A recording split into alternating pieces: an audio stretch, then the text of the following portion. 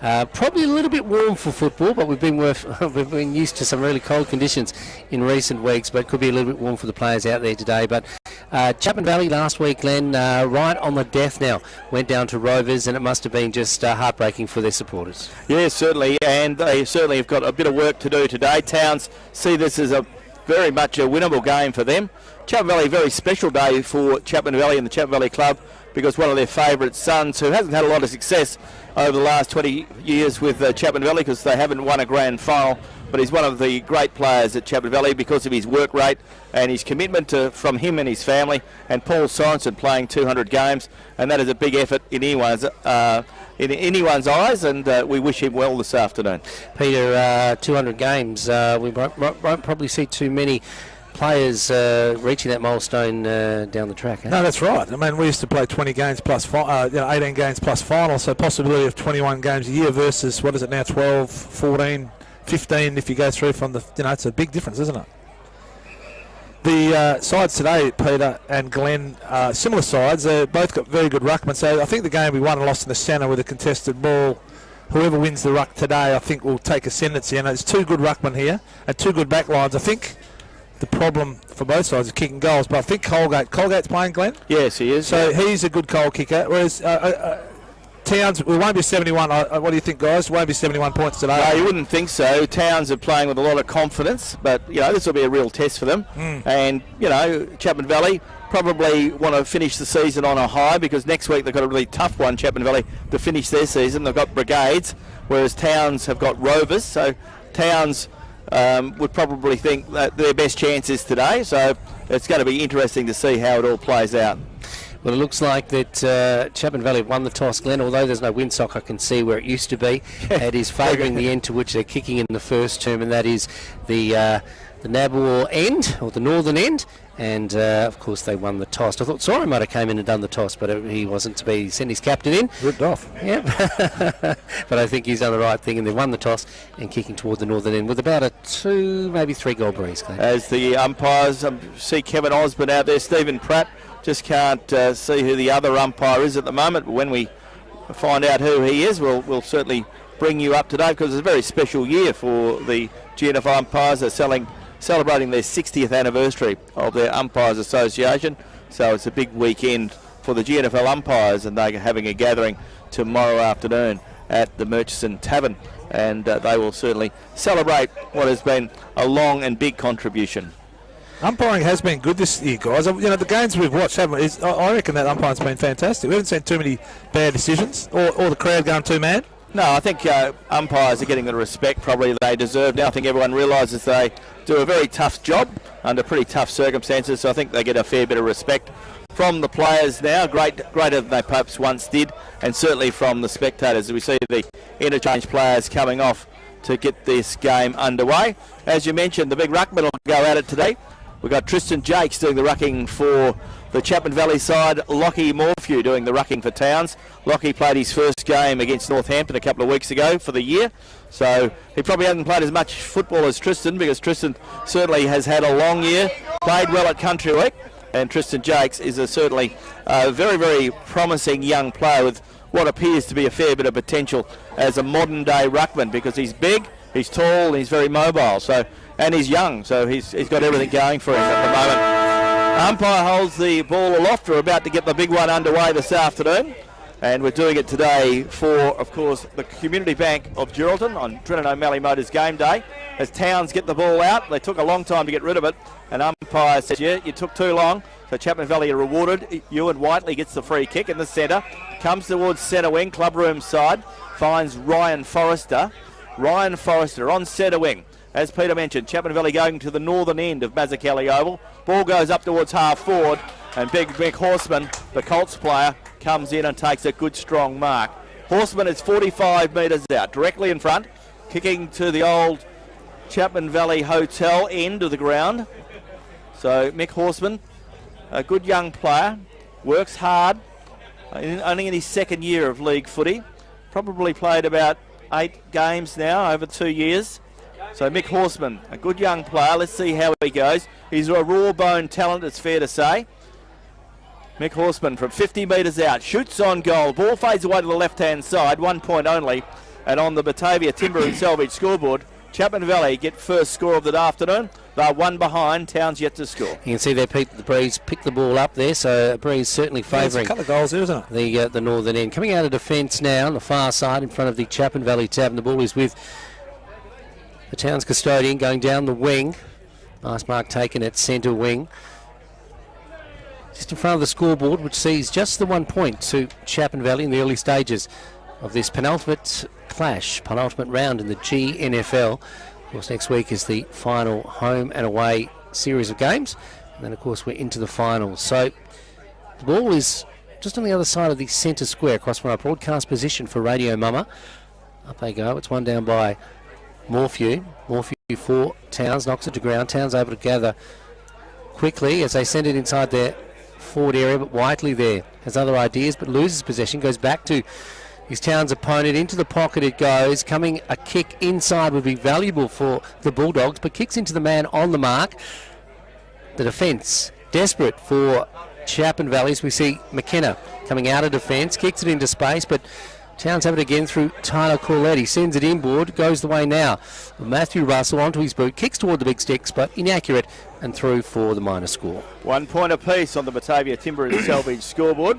So Rowan Farris coming a long way down the ground there to relieve the pressure and have a shot on goal, but he was offline on that occasion. As we see Ringo McKenna with the ball on half back. Ringo McKenna kicks it up towards the centre of the ground where he finds Sam Solomon, the wingman. Sam Solomon plays on, comes across the ground, looking there for the hard-running player in Colgate. Colgate screws the ball back around the ground, looking out there for Solomon. Ball runs away from him in. In goes Chapman Valley player in Tommy Page. Throws himself in, as does Ringo McKenna. Ball comes out, player being held while not in possession is Jared Ringo McKenna. Advantage rule plays. Chapman Valley shoot on goal. And the umpire says a point only. So that was a James Maverick shooting on goal. Advantage rule, but in the end, 1 point only on the Batavia Timber and Salvage scoreboard. We've played 3 minutes in this first term with thanks to Community Bank Geraldton.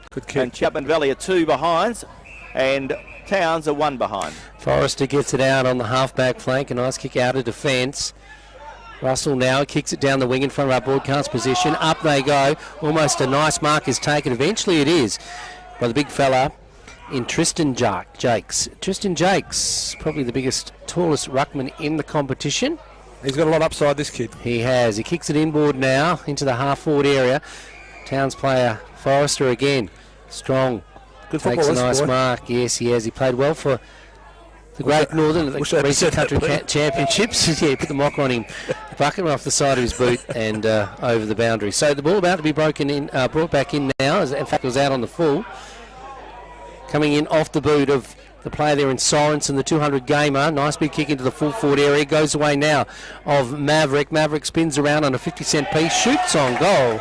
And it is a goal to Chapman Valley. That is their first of the afternoon. They go to one. Jay O'Brien. Jay O'Brien eventually came off Maverick. O'Brien is a goal sneak and a half, Glenn. 1-2 versus 1 point here on Radio Mama. So Chapman Valley get their first goal of the afternoon. Jay O'Brien gets his first of the day. And as Peter mentioned, a good effort there from everyone involved. So Chapman Valley, as you say, Peter Keefe, have got a good bees at their back, probably worth a couple of goals. So it's important they get a score on the board in this first term. Yeah, I think so, Glenn. If you've got a set shot, just go back, take time, put the ball up in the air a little bit, don't stab at it. And you'll kick that 50, 52 metres. It's, what would you say, boys? 3 goals, maybe? Yeah, 3. I think it could get to 3 And they've been peppering away, so well earned. Yeah. As we go around the grounds with thanks to Lara Dalton and the City of Greater Geraldton. The winners game at Warren Taylor Homes Recreation Ground. Railways 9-11 defeated Mullawar 1 behind. So a good win there to the Railways women. Back in the middle, Lockie Morphew going up against Kristen Jakes, 2 young and up-and-coming ruckmen. It's something like a ruckman's round in the AFL this weekend, Glenn. So a bit of a focus on the big men in the competition. Are they a dying breed? The most important man on the ground.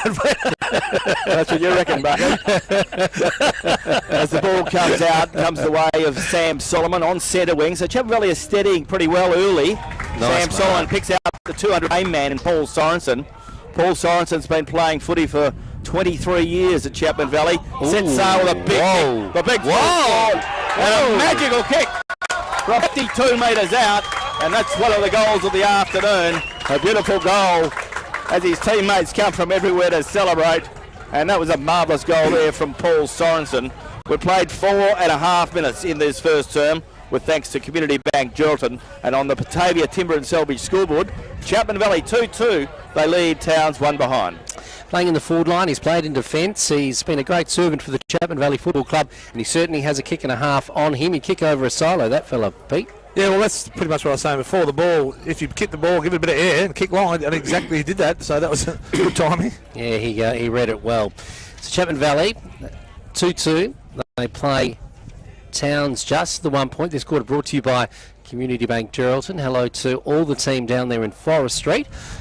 Back in the middle, won by Lockie Morphew once again. One sock up, one sock down. Gets it into space, going forward now into the half-forward area. Comes off the boots of Callum Marquis. It's a nice kick into space. Can the Bulldogs players in the forward line make something of this? Going into the pocket it goes. Player trying to run around and collect it is James Simmons. A lot of youngsters with upside in this Towns lineup, but the ball goes over the boundary and will be thrown in. A deep attack for the Bulldogs. So the boundary umpire to put the ball back into play. He's in the right forward pocket at the city end or the southern end of Mazzuchelli Oval. Ball comes back into play and the ruckmen go at it. Ball bounces awkwardly, picked up by Chapman Valley player there in Jaden Thompson. Soccers the ball forward, goes back to Ewan Whiteley. Ewan Whiteley is caught in possession and the free kick will go the way of Towns. So Towns have an opportunity now. The player with the ball is Jack Anderson. So Jack Anderson is 40 metres out, directly in front. Only 15 years of age, this fella. Yeah, a very talented young sportsman.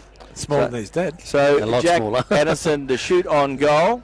As Peter said, he's only a very, very talented young fellow. There goes his kick. Looks pretty good off the boot. Fades away to the right-hand side. In fact, just barely makes the distance. And a mark taken, but the ball goes through for a minus score. So Towns get another minus score. As Mitch Thompson appeared to mark the ball. Umpire said, no, you didn't. Ball comes back towards player there and Ringo McKenna. Handballs it back towards Tristan Jakes. Jakes back towards Jaden Thompson. He kicks it back out, finds the player there in the man he didn't want it to go to, in Rowan Farris. He gets it quickly onto Collette. Collette spears it in towards half forward. Awkward handball, puts the Towns player under pressure. In goes Whiteley again, feeds a handball out. A lot of pressure on the ball carrier. Ball eventually comes out, goes the way of a Towns player in Marquis. He gets rid of the ball just at the nick of time. Big pack develops. Umpire's giving it plenty of opportunity, and I think he probably should come in and throw the ball up now, and that's exactly what he'll do. Umpire Kevin Osborne to throw the ball up about 55 metres away from the goal at the southern end of the ground, the end to which Towns are kicking. And we've played 7 minutes in this term, and it is Chapman Valley 2-2. They lead Towns 2 behind. Free kick been picked out, and it'll go the way of no, it's not advantage. Don't know what's going on. The ball goes the way of Mitch Thompson. He grabs the ball, kicks it out, and finds Paul Sorensen. And Paul Sorensen takes a very good free kick as the ball goes forward and goes the way of Maverick. Maverick goes forward, in goes the ball, plenty of pressure on, and the ball very close to the boundary line. And eventually the ball goes out of bounds, and the ball will be thrown back in. I think I might have heard a bit of the Chapman Valley supporter come out and Pete, what do you reckon? Yeah, Glenn's very passionate, especially for his 200 gamer. Hey, and the thing is, when you're being held off the ball, yeah, exactly. Exactly. Both of those players know each other pretty well. They're pretty good mates. The ironic thing is, Bucket, one of them I taught and one of them I work with. Which one do you think is the younger? Sorry. Yeah, the one I taught, yeah. No, he's the older one, sorry. Yeah. Yes, he is. Oh, right. Yes, he is. So the ball coming in front of our broadcast position, but people going to ground, coming out of the pack now, goes away of Lockie Morphew. He's racking up kicks, is the young ruckman. He kicks it down the wing. It's got to be out on the full. And it's almost marked by the youngster there in Josh DeLacy, but he had to move too far over the white line. Moving in now to McKenna. McKenna now plays on, gets it to a ready-made teammate running on in Ryan Forrester. Forrester gets it to another teammate. He gets it back to, demands it back. He kicks it across the face, the 50-metre arc, going back the way now of Jay O'Brien. O'Brien is quickly brought to ground. The ball spills free. The umpire says no prior opportunity as they dive on top of it. He's caught in possession. He is caught in possession in the end, and a free kick will go the way of that player who is moving out there to have a kick, and I think it is Sam Solomon.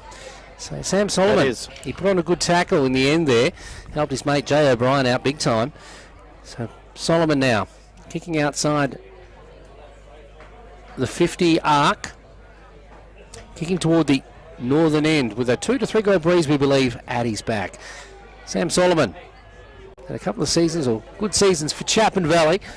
It's going to drop short, comes off hands. Is there a mark there? Goes to ground. Gee, they're shuffling it around, and the Towns defenders ensure that it goes through for the minor score. Yeah, 10 minutes gone in this first term, with thanks to Community Bank Geraldton. So Chapman Valley haven't got value for the win yet, so they need to get another score on the board quickly. They have the ball in their forward line, but that last through was a force behind. So Chapman Valley 2-3, lead Towns 2 behind. So the boundary umpire to put the ball back into play. In fact, a free kick has been picked out. The ball must have been out of bounds on the full, so it goes to Colgate. Colgate's a noted goal scorer, but he's a fair way out. So he comes inboard now, lines it up, and he screws the ball around the corner. Ball goes out of bounds on the full. So he had an effort, but it wasn't a good one. And a minus, doesn't even make a minus score, out of bounds on the full. So middle stages of this term. We've played 13 minutes in this first term, which has been pretty entertaining. And you're on Drilling O'Malley Motors Game Day on Radio Mumma, the home of GNFL footy. Ball coming out of defence now. Coming down to Marquis. We've spoken about him in recent weeks. He performed well at the Country Championships. Still only a youngster, I think, at 19. He kicks inside toward the centre square. A free kick has been found, and it will go the way of Chapman Valley.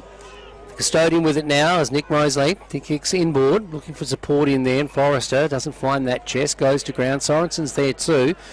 Free kick has been found, and it'll go the way of the defender, the defensive play of Cameron Hoffheimer. Now, he's only a youngster as well. He kicks to the outer side. Towns are getting a bit of room here on the far side of Nabawar or Mazzuchelli Oval. As Towns run on, goes the way of the player there, Anderson. Gets it up towards half forward. The Chapman Valley defender stands his ground, takes a good mark, does Rafferty. Rafferty gets it on to Ringo McKenna. Whistle on play. 50. And the player went over the mark, so a 50-metre penalty. So it'll bring Ringo McKenna from half back up to half forward. So Towns gave away a pretty bad blue there. So McKenna plays on, but he kicks it straight into the arms of Rowan Farris, who reads the ball so beautifully. And Farris picks up the ball, kicks it up towards half forward, where he finds Forrester. Forrester kicks it in towards the centre. Lets Chapman Valley through Forrester. Forrester goes the way of Tommy Page. He can't peg it up. But in goes Mitch Thompson. He can. Thompson puts it on his left boot, gives it back towards Tom Page, and Tom Page has the ball on centre wing. So Tom Page has the ball now. Svensson stands the mark. Ball goes up towards half forward. Colgate flies high. In goes Rafferty, and a whistle on play. And a Chapman Valley player was shepherded out of it, and the free kick will go the way of Colgate. So Colgate will have the free kick. 50 metres out from goal, and the umpire explaining to the Towns player, lucky he's not in the Victorian game or the AFL, because that would have been seen as dissent, I think, as we see Colgate with the ball now. Jay Colgate, noted goal scorer. Generally, can he get his first of the afternoon? He'll kick from 45 metres out, kicking to the northern end, and Chapman Valley would get value for the win if he gets this one. There goes the kick. It'll be a goal. No, it won't. Fades away to the right-hand side, 1 point only. And on the Batavia Timber and Salvage scoreboard, Chapman Valley are 2 goals, 4-16. They lead Towns 2 behind. I'm surprised, Peter and Glenn, that they don't isolate Colgate and use him as their main target. They're sort of kicking around him a bit. He's a noted goal kicker, like you said. Certainly is. Ball coming out of defence now for Towns. Comes off the fist on this occasion of Jakes and over the boundary. So Christian Jakes or Christian Jakes, I like to say it, Glenn. Oh, I'd say Jakes, eh? Jakes, yeah, Christian Jakes. I don't know. You could, depends if you want to make it more perfect. It'll be wrong. Either way, we probably won't get it right. Jakes, we'll call him Jakes. We'll call him Jakes. The ball goes in now, going the way of young Simmons now. If he's a French man, we call him Jakes. Yes, the ball coming inboard. Actually, young Simmons that comes in now. Delaney losing possession. The ball spills free, but a free kick is going the way of this player who we talked about a little so far. We're talking about Callum Marquis. Towns wearing black armbands today too, Glenn, so interesting to find out the reason for that. So the ball in front of our broadcast position. Down the line it goes for the Bulldogs. DeLacy behind his opponent. Couldn't take the mark. He sends it inboard. Finds William Faithful. Faithful kicks it straight to Forrester on the opposition. He in turn kicks it to a teammate who does well on this occasion. Maverick switches to the outer side and Are Chapman Valley away or not? No, they're caught and infringed as the player for Towns comes through, but he kicks it straight down the throat of his opposite number. So Chapman Valley off the half-back flank, just outside the centre square. They send it inboard now, going the way of Ryan Forrester. Forrester in turn gives it away to Mitchell Thompson. Thompson onto his boot into the half-forward area, looking for Ewan Whiteley. Whiteley couldn't take the mark. He's got a host of Towns players to beat. The Bulldogs win out, as you expect. They kick it to the outer side in front of the Tavern, coming back the way now of this player, and we're talking about Rowan Farris. Rowan Farris and Paul Sorensen both wearing number 18 too is significant. Ball on the far side. Gee, they're chipping it around Towns, but not really getting much distance as it goes to the outer side now, on the far side of Mazzuchelli Oval. Front of the scoreboard, up they go. Fisted away. Whiteley did the best. He gets it to a teammate. That teammate slips over and just about to get rid of the ball, but eventually does. The ball spills free, but it's Towns who do the better as they go forward. The ball goes the way of George. George in turn gets it to a teammate. That's Callum Marquis. Up goes that player into Lacey. He's over the back of his opponent. Into his back, says the umpire, and a free kick will go the way of the Chapman Valley defender. Nick Mosley, the vice-captain, doing a good job back there. Gets a short pass, finds Rafferty. Rafferty with the ball. Rafferty, another short pass, finds Mitch Thompson, getting a lot of possessions off centre wing. There goes Thompson's big kick, looking for the 200 game man, and Paul Sorensen. Sorensen takes a good strong mark, and the umpire says play on. Oh! Does very well, sold the dummy, big kick up towards half forward. Look out there for Jay Colgate, finds that player, and Colgate takes a very good rip, very good mark, flies up high, and as you say, Peter, if you give him the opportunity, Colgate moves quite nicely. Yeah, he's got a He's a quality player. So he's playing on a good one this afternoon, and Drew Forrester, but he got in front. So the ball is with Colgate. And Colgate, he goes back longer than Dennis Lilly, doesn't he, to have a shot on goal. So Colgate's almost on centre wing. He's going to go across the 50-metre line, kick from about 40 metres. So Jay Colgate, can he get a much-needed goal for Chapman Valley to give them value for the breeze in this first quarter? Yep. This time he does. Colgate gets his first of the afternoon. Chapman Valley get their third. And on the Batavia Timber and Salvage scoreboard, Chapman Valley are 3 goals, 4-22. They lead Towns 2 behind. I remember being at the Wacker one day, Glenn, in the late 1990s, early noughties, and watching a fellow that even went further back than Dennis Lilly. His name was Shoaib Akhtar. He played for Pakistan, and at one time had his backside resting on the fence. I went to Wacker once, and that game we had 5-day pass, and the third day, who was it? Kurt Ambrose took 7 for 2. The game was over. They were great days, weren't they? The Windies. Wow. And they were fabulous. We had people hanging off the rafters, over the fence, everywhere. Ball back in the middle now. As we Not see much Chapman time Valley. left either. No, Chapman Valley 3-4. They lead Towns just the 2 points. Coming out of the middle again, going the way of Ewan Whiteley. He really is up the ante since coming back from the country championships. Up goes that player, and Colgate again couldn't take the mark. The ball spills free, goes to ground. A player is tackled high or caught in possession, and that player is Maverick, and a free kick going the way of the Bulldogs defender, but cut off as it's coming out by Sorensen. Sorensen's on fire today in his 200, and he'll have a shot on goal. He kicked it from a lot further out, but not on such a severe angle on the last opportunity. Paul Sorensen, 200 games, incredible stuff with the Chapman Valley Royals. It's a nice kick, it's coming back around. It's another goal to Sorensen. The 200 gamer kicks the 4th goal of the afternoon for Chapman Valley. They go to 4-4. They lead Towns just the 2 points. Great bit of play from Sorensen. He's come to play this afternoon, and a very good effort from him. A beautiful kick from a fair way out. And as you say, Peter, he's played most of his footy in defence, but he's a key forward when he needs to be, as we see Chapman Valley making an interchange. Caleb Hawkins goes on for his first run this afternoon, and James Maverick, the doctor, comes off for a spell. Ball back in the middle now as we see another goal to Chapman Valley, and then said nearing the quarter time break. This quarter brought to you by Community Bank Geraldton. So if you're looking for some support where money goes back into the community, you couldn't do better than Community Bank. You'll find them in Forest Street. Ball back in the middle. Players setting themselves. Christian Jakes up against Lockie Morphew. 2 youngsters going at it. Morphew wins. He's won more than lost them this afternoon, but hasn't had the support at his feet. But this time it gets away for Towns. Comes off the boot of Ben Svensson into the half-forward area. There is youngster from Dongla going into the air, and Simmons, he couldn't take the mark, but gee, it was hard to Simmons. He's thrown back down onto the ground by his opponent. Umpire says you're both in it, boys, and then we're ball up just metres away from the goal for Towns. They're breaking down there, aren't they, between centre forward and full forward. Towns just haven't quite got that player like Colgate or someone like that to finish off. Towns having an opportunity now. We're into time on in this first quarter. Ball comes out, but only comes as far as Peyton Mason. He plays on with a short pass. Ordinary kick goes the way of Chapman Valley. Chapman Valley get the ball back. Goes from Miragalotta. Comes back towards the player there in Sorensen. Sorensen on half back.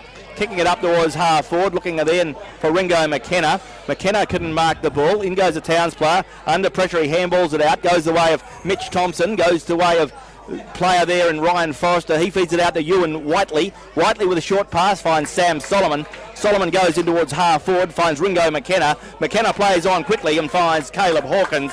And Caleb Hawkins is marked deep in the right forward pocket, shooting towards the northern end of the ground. So Caleb Hawkins straight into the flow and straight into the game. So Caleb Hawkins has an opportunity to get his first of the afternoon, but he's deep in the pocket, right on the boundary line. Only about 10 metres in from the boundary line and about 50 metres away from the Valley Tavern. So there goes the kick from Hawkins. Looks pretty good off the boot. Very good indeed. Off hands, 1 point only. And on the Batavia Timber and Selvage scoreboard, Chapman Valley are 4-5-29. They lead Towns 2 behinds. Did you notice, Pete, that Glenn knew exactly how far he was away from the Valley Tavern? By the metre. By the centimetre. The ball coming in now, going the way of O'Brien. Quickly onto his boot for Chapman Valley. Up they go. A bit of a pack, but no one can take the mark. Coming out of defence, Marquis, will he be able to collect it? The bounce isn't kind.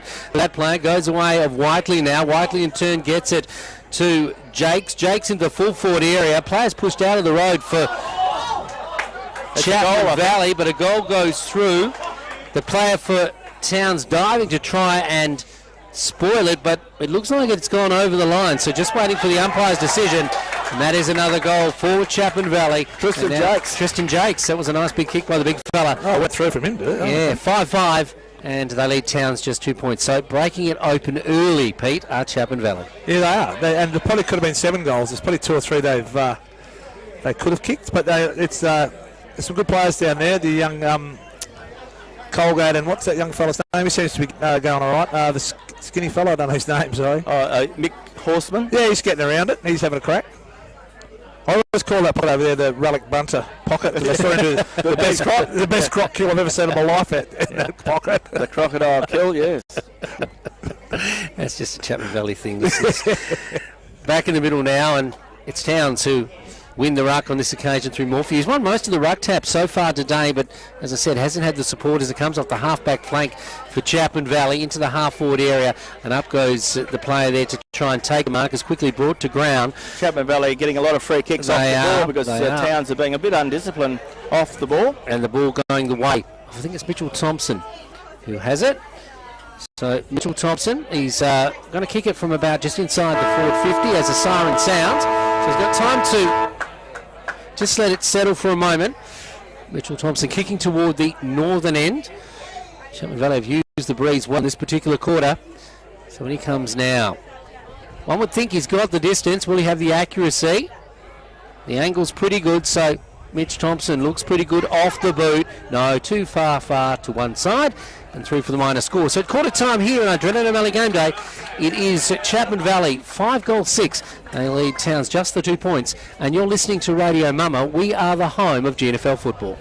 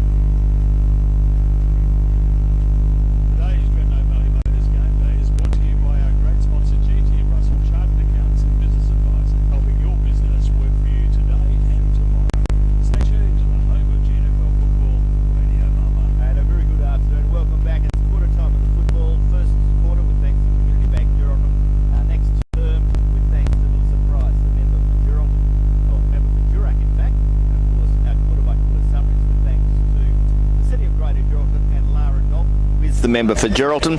And of course we've got another game happening at this very time. We'll bring you a quarter time scores as soon as it comes in. That is between Railways and Mullawa.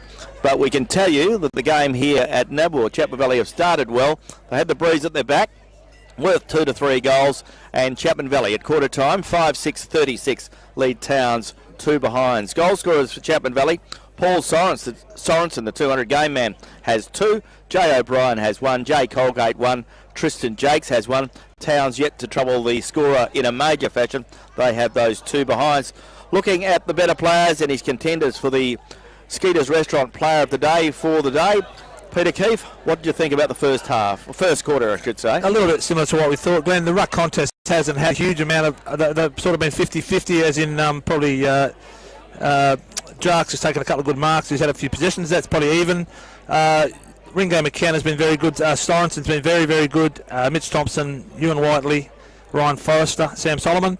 And too few players for Towns. Callum Marcus is possibly one of the better players on the ground. Uses the ball very well. He's had the most possessions on the ground with 7. Ryan Forrest with 5. Drew Forrest with 3. Tyler Corlett 3. But they need help, and they haven't got a forward structure. They need a full forward of some description. Lockie Morphew's won most of the ruck taps, though. Yeah, he has. Yeah. But as Peter said, it's been a good bit of play inboard with Chapman Valley getting the ball out of the centre. Mitch Thompson, Ringo McKenna, and Ewan Whiteley doing the bulk of the work there. So the ball's back in the centre. We're about to get this second term underway. Umpire Pratt, one of the experienced umpires, record holder in the GNFL for most games, to throw the ball up. He only overcome Murray Stevens just a few weeks ago, and holds the ball aloft. And umpire Pratt to throw the ball up. We're underway again. The big fellas go at it. Once again, this time it's Jakes who gets the best of it, goes to the ground. Chapman Valley throw themselves in, ball comes back towards Morphew. He feeds a handball out. Towns player under pressure, gets rid of it just at the nick of time. Back goes Morphew, big handball up towards half forward. In goes Travis Curtin for Chapman Valley, and he has held while not in possession. So Curtin will take the free kick on half back. And the free kick goes to Curtin. He plays on with a short pass and finds Mitchell Thompson. Mitchell Thompson getting a few kicks so far this afternoon off the half-back flank. He switches play to the outer side, finds Forrester, goes further afield. Out it goes now, the way of Harrison Criddle. Criddle plays on down the wing now, coming inboard, and they're away again at Chapman Valley. Looking good in this game as Nick Mosley collects it. A nice kick into the half-forward area, and out comes Colgate and takes a nice mark. Colgate, a little bit far out to score, but he's got a nice big kick into the breeze though. He kicks it inside the forward 50, goes to ground. Chapman Valley at the feet of the ball. Will they do better? They kick into the man on the mark. Youngster there collects it in DeLacy. DeLacy gets it to a teammate onto his boot and back out to the outer side. Towns, the Bulldogs, in front of the scoreboard, which sees them trailing in the early stages of the second term. 2 points. They trail Chapman Valley 5-6, but something might happen here as they kick it into the half-forward area, and a nice mark is taken by Simmons. He plays on now. The youngster sends it inboard. Not a bad kick. He's putting it into space, hoping that the teammate would run on, but probably Simmons is the one that should have been at full forward to take the mark, and it would have probably been a better result, Pete. So the ball will be thrown back in deep in the left forward pocket. Towns going to the northern end of this quarter, and as we said, probably worth a couple of goals. Boundary umpire to put the ball back into play, and the big fellas go at it. Jakes has an easy run, takes the ball, handballs it to a hard-running Nick Mosley. Mosley on half-back, kicks it up towards centre wing. Nobody home for Chapman Valley, and Callum Mark was lucky he didn't give away a free kick there. Rory Merigalotta did pretty well in the end.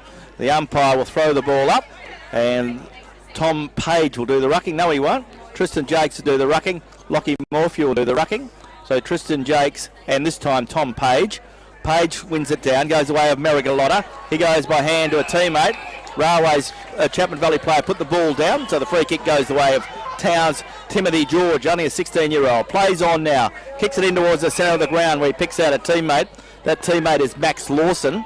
Max Lawson in the centre, kicks it towards half forward, looking there for a teammate. That teammate couldn't mark the ball. In goes Anderson, he's tackled, thrown to the ground. Another Chapman Valley player comes in to grab the ball. The umpire says, I will throw the ball up. So the ball is in the forward 50, about 30 metres away from the northern end of the ground. Jake's doing the rucking for Chapman Valley. Once again, he has the clean whack forward. Goes the way of Ringo McKenna. He gets a kick away. His kick is cut off.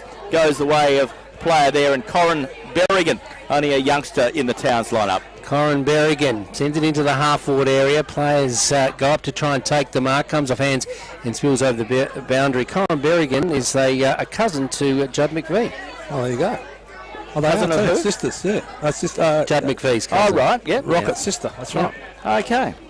Big shout out to Rod McVie, our friend from the port, if he's down there working today. Do you do work down there, Pete?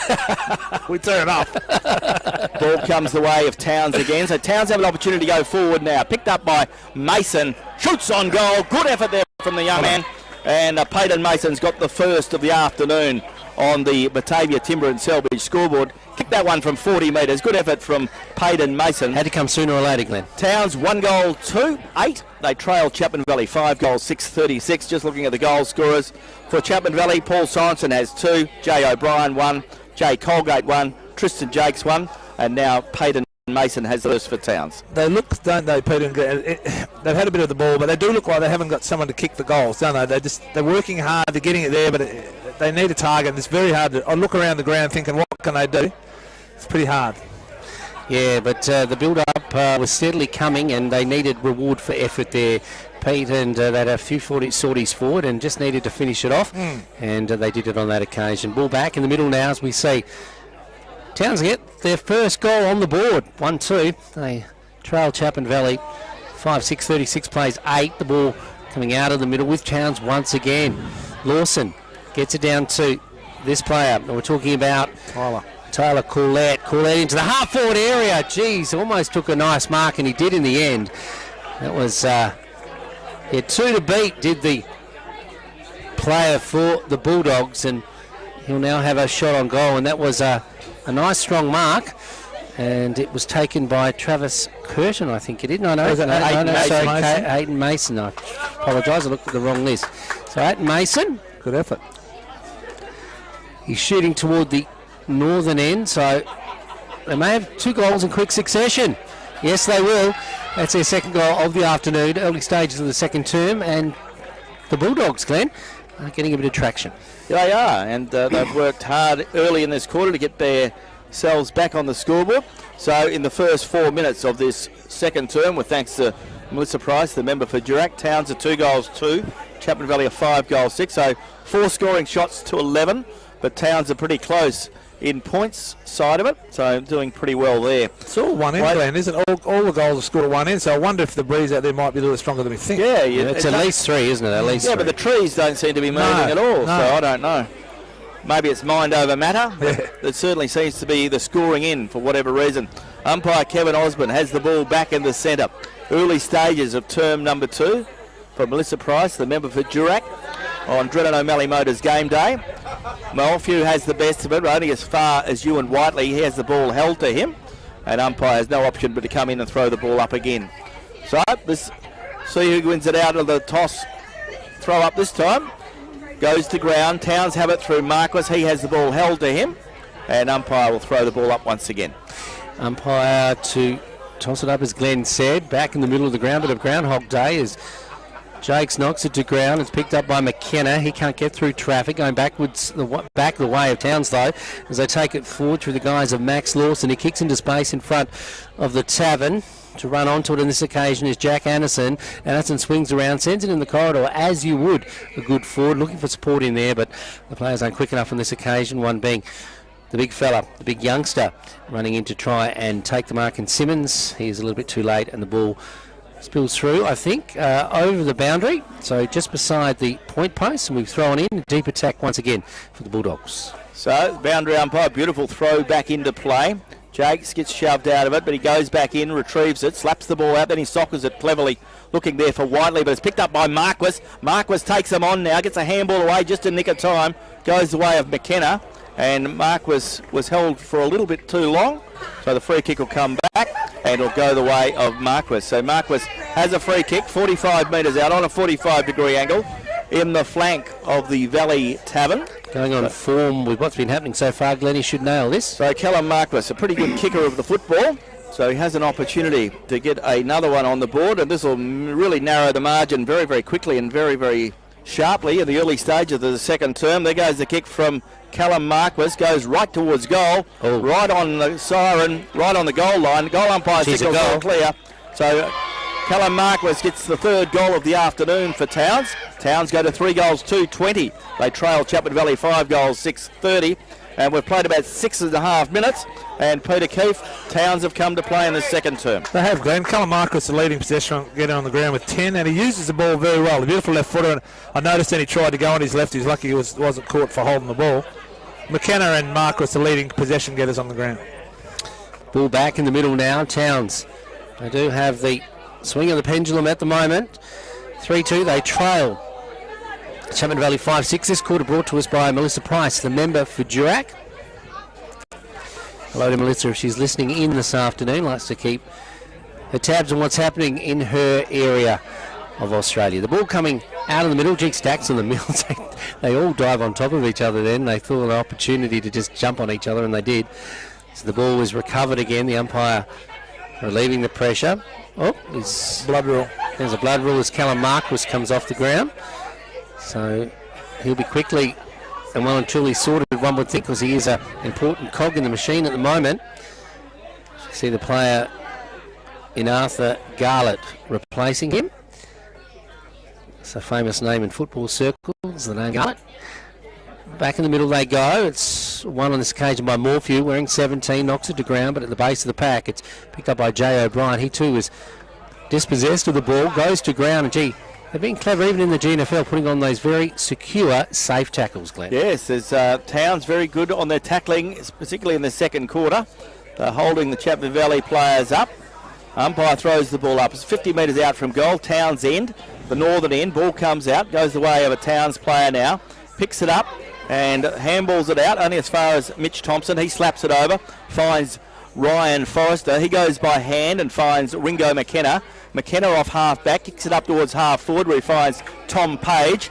Tom Page on centre wing, just in front of the scoreboard. Plays on now, kicks it up towards centre half forward.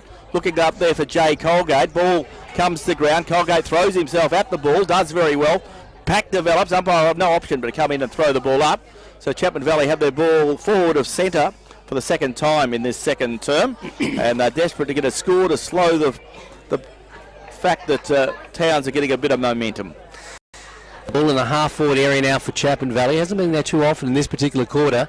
It comes off the boot now of Jay O'Brien. He doesn't give up, this fellow. Goes into the pocket. Chapman Valley unable to collect it.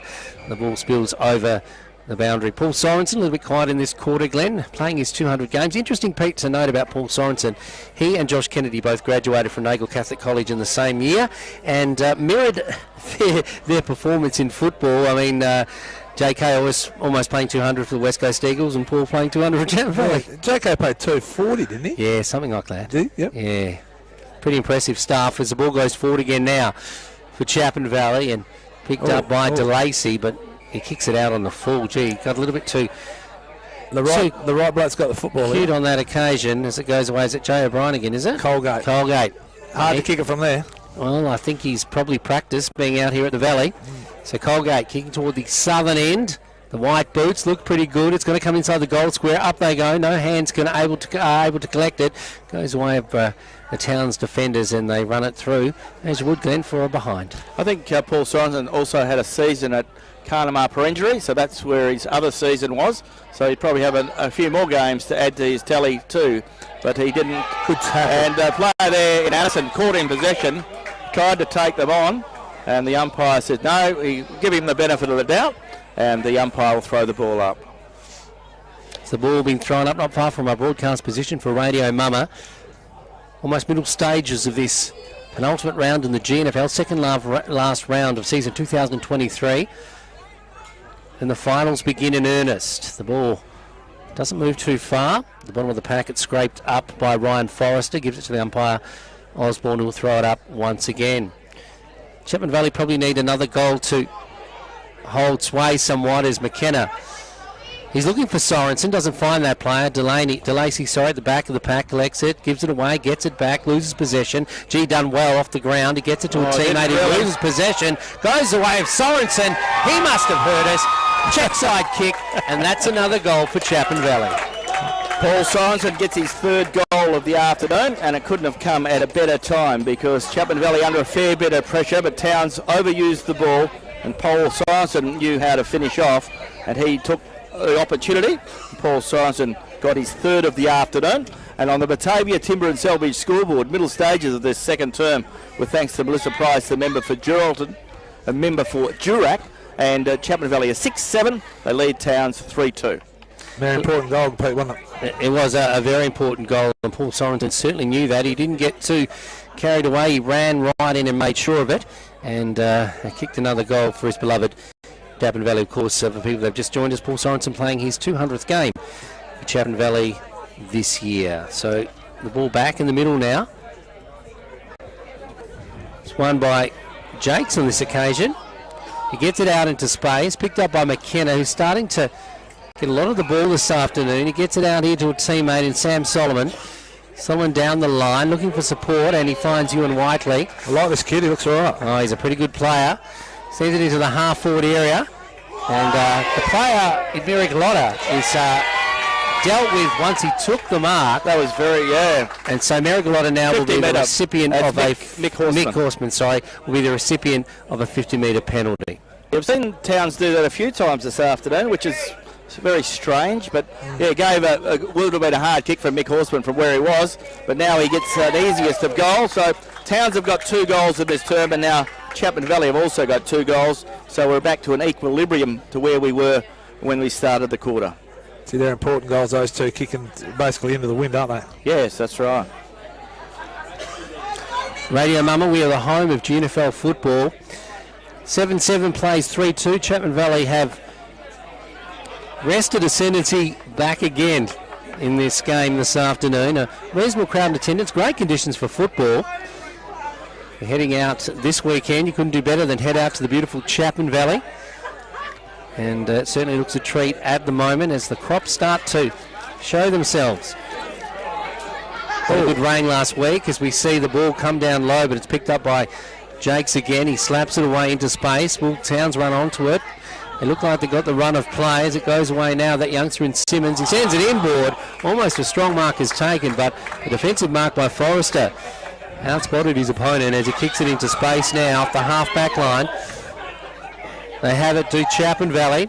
They send it inboard. What's happened? Comes off the boot of Jaden Rafferty. So the ball's coming down the ground as we saw a 50-metre penalty has been awarded to Chapman Valley. It's with Forrester. Forrester gets it over to McKenna, not 15 metres. Back to Forrester, almost slips on his boot. He's able to recover into the half-forward area. Up they go, and a beautiful mark is taken by this big fella you've been talking about, Glenn. He has taken a nice mark. He's taken another one. We're talking about Mick Horseman. Mick Horseman, kid. He has. He's got the go-go gadget arms, that's for sure. Got up pretty high to take that mark in the half-forward area.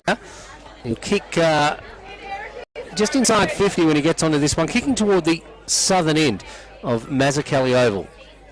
Mick Horseman. Let's see what he can do, taking his time. Now AFL, he might have the ball taken off him by now. Let's see what's going on. He's just got rid of it before the man on the mark, and it's going to come on, but it's fisted away by the Towns defence and through for the minus. Who's this young fella, Horseman? Who's he, Glenn? He's a basketballer, the Horsemen's from. Oh yes, he's one of those. Yeah, big horse. Yeah, no, he's a brother. I think. Brother, yeah. Brother of Andrews. Oh wow. Yeah. Ball comes the way of the player there in Forrester. He comes out wide and finds Boyle. Boyle has the ball in the back pocket. So Towns have in fact kicked 3 goals in this term. Chapman Valley have kicked 2. So Towns are up on the scoreboard for this term. But Chapman Valley are trying to even the score as Towns come out of defence through to Lacey. Goes with a short pass and finds Rowan Farris. Rowan Farris, the hard-working defender, gets it up the ground and finds the player there in Tyler Collette. Tyler Collette on half-back for Towns. Kicks it up towards centre wing. Looking up there for a teammate, but Chapman will have the numbers through Thompson. Thompson kicks the ball forward, finds McKenna. Goes the way of James Maverick. Maverick kicks it up towards half forward and finds Colgate. But Colgate has marked, but he's about 70 metres out from goal, so he kicks it in towards the forward pocket. Looking there for Sorensen, but the Towns player there in Forrester runs around him and gets it up towards the player there in Joshua DeLacy. Josh Kennedy, 293 games. We were way off. Oh, right. Almost done the big 3-0-0. That's for getting 20 games, odd games a year, isn't it? That's exactly right. The ball on the far side now. It's with Whiteley. He sends it inboard. Players setting themselves in the half-forward area now for Chapman Valley. More defenders for Towns than there is forwards for Chapman Valley, and they're desperate to get it out of the defensive area as they dive on top of it, and the ball is gathered in. So the umpire to come in again here and throw the ball up just inside the forward 50 once again for Chapman Valley as we head to the half-time break. It is Chapman Valley who have continued to hold sway. 7-8 they lead Towns, who had a bit of a flurry early in this quarter. 3-2. So it is 50 plays 20. So the ball was still in the half-forward area. Hasn't gone too far, but a Groundhog Day stuff here. It's collected once again. Umpire throws it up. Will Towns do the better? They do. They get it out of defence. Rowan Farris tries to kick it into space for his fellow defender and Forrester to collect it. Gives it back to Farris. Farris down the wing. He's looking for Lockie Morphew and finds him. Lockie Morphew with the ball on centre wing. So Morphew plays on now. Kicks it up towards half forward. Towns have the numbers. Ball goes over the back. Simmons flew high. Ball comes to the ground. Goes the way of Ryan Forrester. He goes backwards and finds a teammate in Mosley. He handballs the ball back only as far as Jack Addison. Addison shoots on goal, but the Chapman Valley defender in Nick Mosley stands his ground and takes a good strong mark. Nick Mosley plays on with a short pass, looking there for Ringo McKenna. He soccers the ball towards the boundary line. Ball goes out of bounds on the full, and the ball will be brought back in by Towns. Umpire saying go back and kick it from wherever. The relic bunda pocket. Yes, there's no Crocs over there this afternoon. So the Towns player's in a good spot. So it's Corlett with the ball. He has an opportunity from right on the boundary line, 50 metres out, right in the Valley Tavern pocket. Kicks it up towards goal. Player flies high, goes over the back, and a Towns player soccers the ball through for a minus score. That was Lockie Morphew. Mitchell Marsh had the soccer. Yeah, but did he go through the wrong side of the post? I'm not sure. Yeah, because it looked like he was. Yeah, it must have been on the wrong side of the post because it looked like he was going to soccer it through for a goal, but it must have been on the wrong side. So another minus score to Towns on the Batavia Timber and Selby scoreboard. Towns are 3 goals 4, and Chapman Valley is 7 goals 8. As we see the ball to be brought in, it's in the pocket now, and Jay O'Brien kicks it up towards centre wing. Looking up there, Towns player claims the mark and is paid the mark, and the player but there is Cameron 50. Hoffhammer, 50. and someone gave away a 50-metre penalty, and that was Chapman Valley. So it goes from about 70 metres out to 20 metres out. Young Hoffhammer, also a good hockey player, Glenn. Yeah. I think he's for the Rovers Hockey Club, could be wrong, but I believe he's a good hockey player and only about 15, 16 as well. So yeah, so that was young side. I didn't see what happened, but it was a free kick given away after he took the ball, and Hoffhammer finishes off. So Towns get their 4th goal of the term. So Towns have had a 4-goal term, and Chapman Valley have had a 2-goal term. So it's fair to say Towns have won the term as we head in towards the half-time break. We're into time on now, and on the Batavia Timber and Selby scoreboard, Towns are 4 goals 3, and they trail Chapman Valley 7 goals 8. But Hoffhammer there got a free kick, and then the free kick was turned into a 50-metre penalty, and invariably that costs you a goal, and it did on that occasion.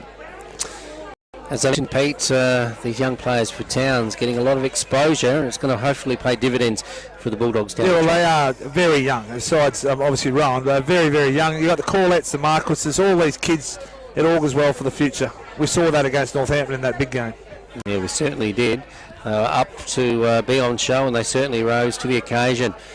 Ball back in the middle. Marquis is in there working hard, goes to ground, can't collect the ball on this occasion. At the bottom of the pack is the teammate there in Matthew Russell. He too is unsuccessful in getting possession. The umpire says, I'll have it again, boys. And you throw it up once again. Nearing half-time here in our Drennan O'Malley game day, thanks to Melissa Price, the member for Durack. Ball coming out of the middle. Looks like it is McKenna to be the recipient of a free kick. He had 2 to beat, and he did that. He was impeded in his effort, so McKenna. Oh, kicks into the man on the mark. Gee, they've changed his mind in the last moment or two, going back the way now of Towns. There's a few players in young George try to get up into the air a little bit too late, but it's marked by Forrester. He kicks it down the wing. He's looking for Merigalotta. In turn, he finds Jay O'Brien. O'Brien into the half-forward area, looking for support down there as players run in, including James Maverick, and able to get possession. The ball rolls over the line, not far from the dugout for Chapman Valley. In time on in term number 2 for Melissa Price, the member for Durack. Boundary umpire to put the ball back into play. 50 plays 27 in favour of Chapman Valley. Whistle on play, and a free kick will go the way of a Towns player, and Towns will get the free kick now. So Towns have the free kick on half back. So the Towns player plays on. 50 metres again. I'm not sure what. And Chapman Valley player went over the mark, didn't stand the mark. So the ball will go from one end of the ground to the other. So the ball goes from half back to half forward. So the ball's still about 40 metres out from goal. Towns player with the ball is Matt Russell. Matt Russell shooting on goal, so Towns can get even closer as Matt Russell shoots on goal. 7 scoring shots to 15, but Towns being very efficient around goal in comparison to their opponents. So Matt Russell from 45 to 50 metres out, good kick on goal, fades away, tried to kick it too hard. Ball goes through for a minor score. And on the Batavia Timber and Selby scoreboard, Towns are 4 goals, 4-28. Chapman Valley is 7-8-50. Chapman Valley get the ball in quickly. Goes the way of Whiteley. He goes by hand to Mosley. Back towards Whiteley. And Whiteley kicks the ball out towards centre wing, out of the side of the ground. As the siren sounds, it's half-time at the football on Drennan O'Malley Motors Game Day on Radio Mumma, the home of GNFL football. And at half-time, we've got a contest here at Mazzuchelli Oval. Chapman Valley are 7 goals, 8-50. They lead Towns 4-4-28. And you're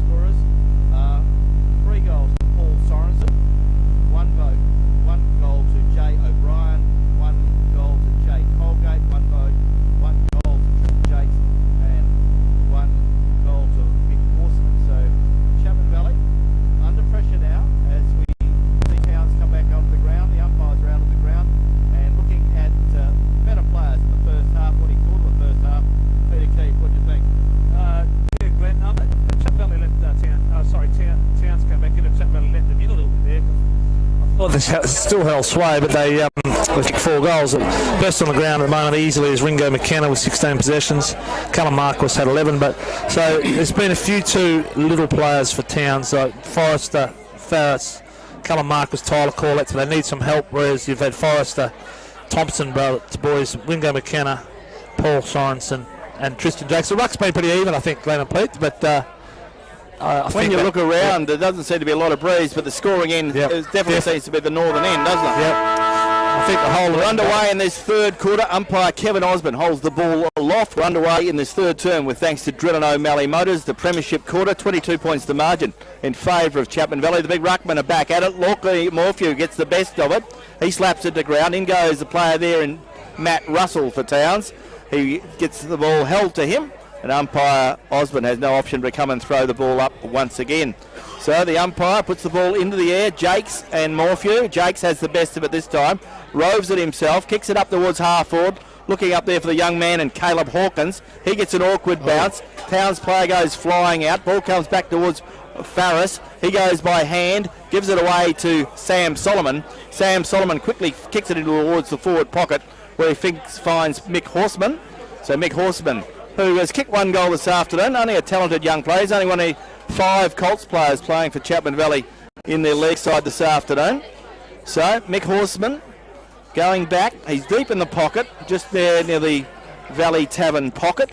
So Mick Horseman, can he get his second goal of the afternoon and set the game up for Chapman Valley as we wait on him to kick on goal? He's taking plenty of time. He does take plenty of time. Ball fades away across the face of goal, and in fact hits the goal post hits the point post on the full, so it's out of bounds on the full. So Towns to bring the ball back in. Towns bring it down the broadcast side, or the side with the pavilion on here at Mazzuchelli Oval. Goes way up to Lacey, getting a lot of possessions, but hasn't used them as well as he possibly could. As the player has a bit of a push and shove as the ball goes toward the boundary, and the Chapman Valley player who will get the free kick. So Chapman Valley now to kick it in. They're kicking toward the northern end. The breeze, I don't think has changed much at all. It's probably about 2 to 3 goal breeze. Has been the scoring end as they kick it now toward the big sticks, but it comes off hands and is taken through for the minor score. So the scoreboard doesn't tick over too much. 2-9, 7-9 I should say. That is Chapman Valley. They lead Towns 4-4. Waiting on a half-time score from the game at Warren Taylor Homes Recreation Ground, but at quarter time 69 plays 19 in favour of Railways. Towns bring the ball into play. Ball is on the outer side with the player there, Berrigan. He goes the big kick. In fact, it might be Farris. Kicks it up towards the player there in Jakes. In goes Ewan Whiteley. Towns players going in hard. Goes the way of the Payton Mason off half back. Kicks it up towards centre wing. Looking there for a teammate. Finds a Chapman Valley player in Mosley, who receives the ball well from Mitch Thompson. Ball goes out wide. Goes the way of Sam Solomon. Sam Solomon on the pocket, on the outer, on the wing, on the outer side.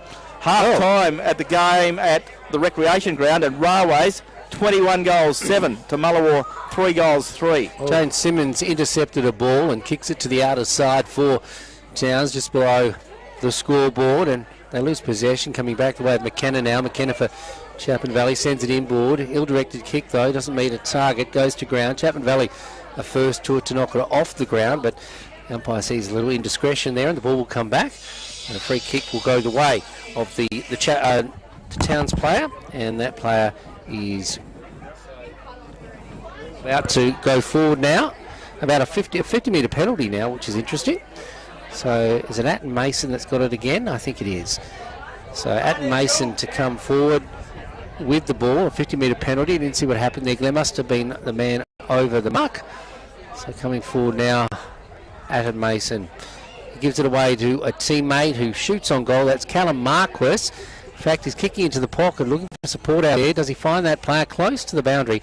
Comes off hands. No, stays inside the white line as Chapman Valley do the better. They kick it out the outer side, but straight down the throat. Player running in there to take the mark for Towns. That player there is Corlett, and in fact it's Berrigan. Berrigan sends it inboard now, but intercepted by Chapman Valley. So it's a bit like tennis. Nadal to Federer. Across the net it goes. back to this player. He tries to get away and does well. He's a talented player in Mitch Thompson. He beats about 2 or 3 players, plays down the middle of the ground, looking for support in the half-forward area, goes into space. Chapman Valley could do something with it here, but the defence for Towns working hard as they dive on top of it. The base of the pack, Chapman Valley do the better, or do they? As Towns move away with the ball. It's Mason. He kicks it to the outer side. On the far side, the ball goes further afield. Berrigan. He's had a few kicks, youngster, out there today. Sent it down to centre wing. Towns have it, but they break down here, as Pete says. Special comments from Peter Bucket Keefe. Breaking down in the half-forward area as the ball goes away of Chapman Valley, but do they dispose of it well? The ball goes away of George now for Towns. He in turn gives it away to the player there. He moves forward in Corlett. Corlett into space, looking for support down there. But it's the Chapman Valley defence who do the better, or do they? Going back the way of Lawson. Lawson loses possession, goes back the way now of Chapman Valley. Coming down the line, McKenna. A nice handball. Gets it across to teammate in Mitch Thompson. Thompson in turn to Jakes. Jakes slows things down, puts it into space. Ewan Whiteley collects the ball. Whiteley plays on. Steady gets the way of Hawkins. Hawkins has the ball in the centre. Hawkins plays on again. Short pass. Good looking mark there for the hard-running Paul Sorensen. And Sorensen's having a good day. He plays on now. 50. And now a 50-metre penalty because he played on. So umpire gives him a 50-metre penalty. Why did he get the 50? So Paul Sorensen will line up for his 4 goals. There, Pete. He went over the mark. The umpire hadn't called play on. So, well, Glenn, can I ask you the question? 200 games playing the back line, maybe with 4 goals, he could be playing well, this is what he's saying to the coaches. How many goals could have made? Exactly. At the right end. Could be Dale Williamson of Chapman Valley. There you go. But that's the trouble. Chapman Valley have never had a key forward, and Paul Sorensen's been a key defender, but he's flicking his 4th goal of the afternoon. There goes the crowd. So the Chapman Valley supporters are getting very, very happy about that. So Paul Sorensen will be happy about that too, because he gets his 4th goal of the afternoon. As the Batavia Timber and Selby be up conducting them though, Dan. That's the thing. Chapman Valley 8 goals 9, Towns 4 goals 4. I will be by the end of the day. Couple of Canadian clubs. Paul Sorensen has taken kicked 4 goals, taken them about 5 beautiful marks as well today. And Glenn, Peter, just on a side, watching Ringo McKenna, he's had 19 possessions. It wouldn't hurt to have someone stand next to him all day, or a young guy learn the game by running with him, because he's the pivot. They use him all day. Have someone stand next to him all day and run with him and learn the game. And he does the simple things, getting it out in the middle. As the ball comes back to the middle now, it is Chapman Valley 57, leading Towns 28 into the middle stages of the 3rd term as Jay O'Brien bursts out of the centre. Up they go. The mark isn't taken. A second attempt is taken in the end by that player in Bailey Vlahov. He turns around on a 50-cent piece, tries to kick it toward goal. The ball is brought down. The Towns defence through Warren Farris. They get out of defence. They get out of danger. They kick to the outer side. Going the way of Berrigan. Berrigan in turn down the line. And it looks like it is Towns that have a bit of a run. So, Pete, they have a good run off the half-back flank, but this is where it stops. Yeah, that's right, exactly. They're just getting chopped off. The Thompson boys, Forrester, they're just playing. This Mitch Thompson's had a great game too. Forrester to Thompson. Mitch Thompson on this occasion goes there looking for Ringo McKenna. He was caught out of position. Ball comes the way of Towns. In goes Sorensen again. Slaps it all out. Comes back towards Matt Russell. Matt Russell plays on by hand. Finds Rowan Farris. Farris kicks it up towards centre wing. In goes Harrison Lane. Harrison Lane holding the ball. He's held. Play on's the call. Umpire's letting both players get in. Goes the way now of Ryan Forrester. He feeds it out towards Jay O'Brien. Ball comes back towards Timothy George. Timothy George has the ball knocked away from him. Comes the way of Rory Merrick-Alotta. He kicks it forward. Finds Rowan Farris. He throws the ball back to whence it came, but it's not a good kick. Goes the way of Harrison Lane, but goes the way of Joe Sullivan, and that'll be dangerous. That player's in a fair bit of trouble. Ball comes, he hit the ground hard, and the umpire will come in, and the free kick will go the way of Chapman Valley. Goes the way of Harrison Lane. Young Simmons hit the ground hard there, Glenn. Yeah, he's no good. He'll be no good for the rest of the day. He's out of it. Plays on now, does Rafferty. Goes the way of Ewan Whiteley. Whiteley goes the way there. Finds a teammate in Dave Daly. He breaks across the centre. Kicks it up towards half forward. Looking there for Mick Horseman. He couldn't mark the ball. In goes Josh DeLacy. He goes for the sanctuary of the boundary line. Lucky he's not playing AFL footy because the ball goes out of bounds and the ball goes. A boundary umpire will throw the ball in. about 50 metres around from the left point post at the northern end of the ground. Young horseman, Peter, I think he's got a future, isn't he? He's got a foot to grow if he's anything like his dad. If it's horse is his dad. Yeah, horse is his uncle. So uncle? Oh, yep. So he's from the same stock, that's for sure. Looks good. Ball into space, goes the way of McKenna. You talked about him today, Pete. DeLacy, he's getting a lot of possessions, but not effective ones. Gets it to a teammate for Towns as they kick it into the half-forward area. Mason at the base of the pack can't outmark Dave Daly. Dave Daly now off the half-back flank. In fact, it is the player in Jay O'Brien, I apologise. He sends it further afield and finds a player in McKenna, probably the biggest possession getter on the park. McKenna kicks it into space. A mark here would be decisive at Chapman Valley. The player in Forrester moves forward, spoils the kick as the ball goes to ground. Goes the way now of Rowan Farris. Farris feeds it out to a teammate, Berrigan on the half-back. Plays on now, kicks it up towards centre wing, out of side. Once again, Dave Daly has someone to beat. He does well, goes in hard, very close to the boundary line. Umpire says the ball was out of bounds. It'll be a boundary throw-in, and it'll be thrown in just about 60 metres to the north of the Batavian Timber and Salvage scoreboard, which reads Chapman Valley 8-9, Towns 4-4. So Chapman Valley have added 1 goal, 1 point in the first 10 minutes of this third term. And that third term brought to you with thanks to Drennan O'Malley Motors. A half-time score from the game at Warren Taylor Holmes Recreation Ground. Railways 21 goals 7, 133. Lead Mullawa 3 goals 1, 19. So Railways doing their percentage no harm at the Recreation Ground this afternoon. Sam Solomon at centre wing just below the scoreboard, which sees his team have a reasonable lead in this round of fixtures for the GNFL. This quarter brought to you by Drennan O'Malley Motors. Hello to Ron, John, Rachel and all the team. Great supporters of football. And Glenn, I got my invitation, the JJ Clune medal not too far away. Yeah, on Tuesday, I think the 29th. So the week before the grand final. So yeah, certainly a very exciting night. And of course, Flynn Dillon would be high in the reckoning, but Flynn hasn't played for about 10 weeks. But I don't think he's too worried of the way some of the pictures I've seen come back from Europe. I'm sure he's having a horrid time where he is. Best on ground at Ibiza. Tom Denton might be a strange chance again, you know. Tom Denton doing well for Rovers, as Drew Forrester doing well for Towns now. Grabs the ball, takes a bounce, kicks it up towards half forward. Ball running free, goes the way of Collette. He's got 3 to beat, and he's done well to this point. Comes the way of Rafferty, gives it out towards the player there in Maverick. Maverick puts it on his left boot, but the only player there is Towns' very own Rowan Farris. Yeah, Caleb Hawkins comes in, but Farris had it all gobbled up on that occasion. Towns, the half-back line defence has been resolute.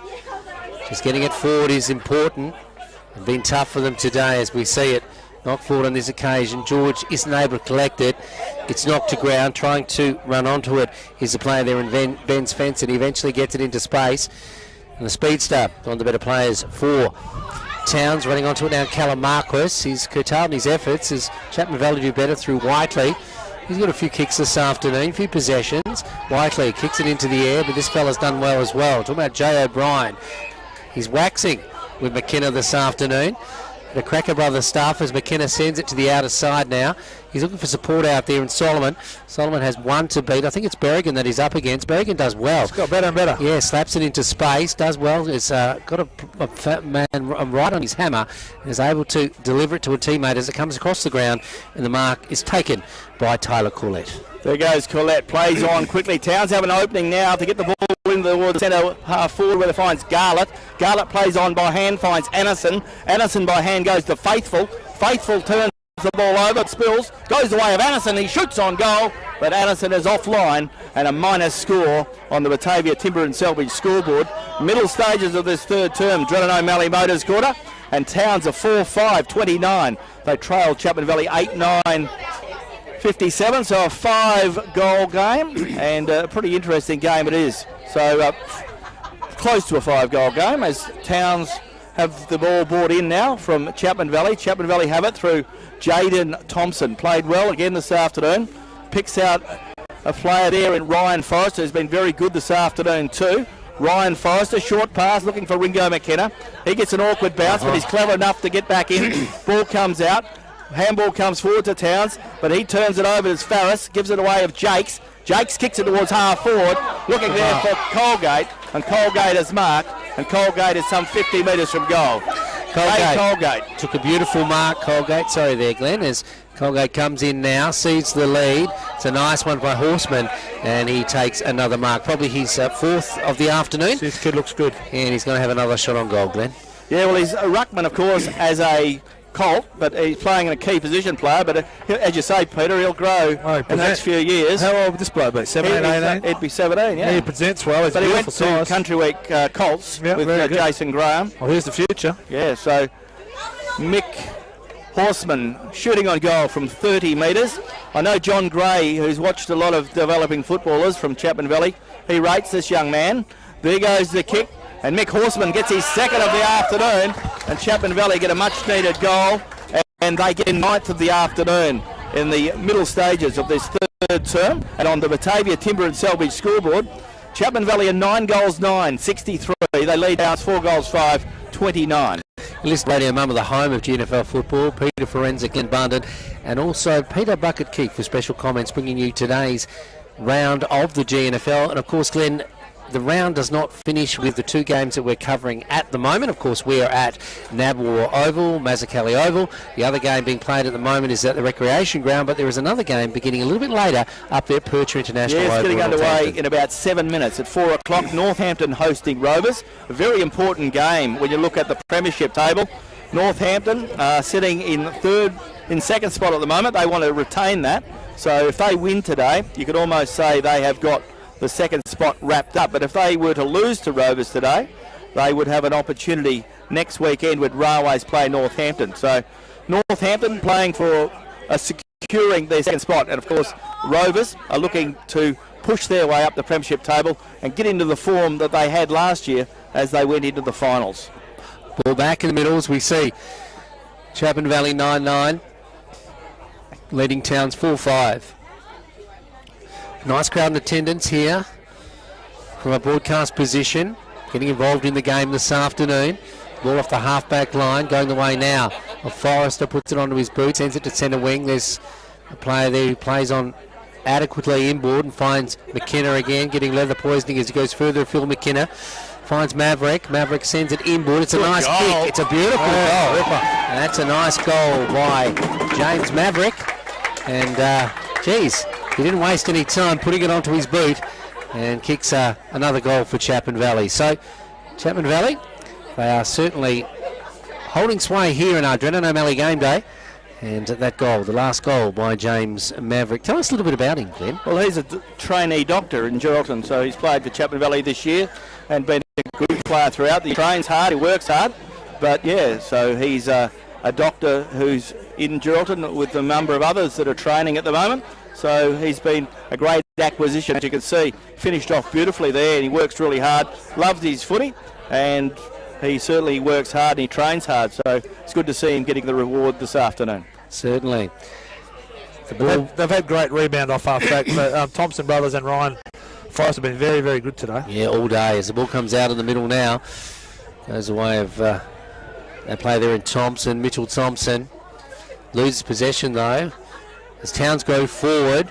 Anderson at the base of the ball, clever young fella, gives it away to a teammate now. That's Mason Cullen, spins around, but there's no one in the goal square to take the mark, and the defender for Chapman Valley does it quite easily. Comes back now to Thompson.